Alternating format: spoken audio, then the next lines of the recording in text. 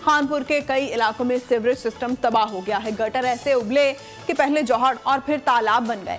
इलाका मकीन दुहाइयां दे रहे हैं लेकिन कोई सुनने वाला नहीं है। राना नईम की रिपोर्ट। पतली गलियों में गंदे पानी ने नालियां बनाई, तंग रास्ता मजीद दुश्वार कर दिया। गंदा पानी गलियों से बाहर आया तो बड़े रकबे पर काबिज हो गया और तालाब बना डाले। इंतजामी नाअहली पर शहरी तंग आ गए। इलाका मुर्दाबाद के नारों से गूंज उठा।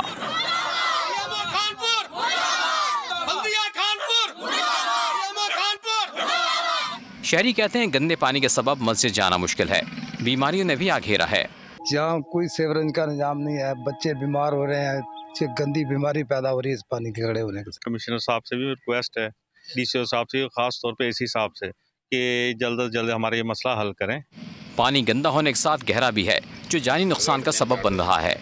लाइन पर के सारे इलाके जो है ये सीवरेज में गंदे पानी में डूबे हुए हैं। कई बार यहाँ पर बच्चे गिरकर जहाँ पर भी हो चुके हैं। और शहरियों ने इंतजामिया से अपील की है कि नक्कासी या आब का निज़ाम ठीक करके इन्हें इस अजियत से निकाला जाए। सब्सक्राइब करें और बेल दबाएं ताकि कोई खबर रह न जाए।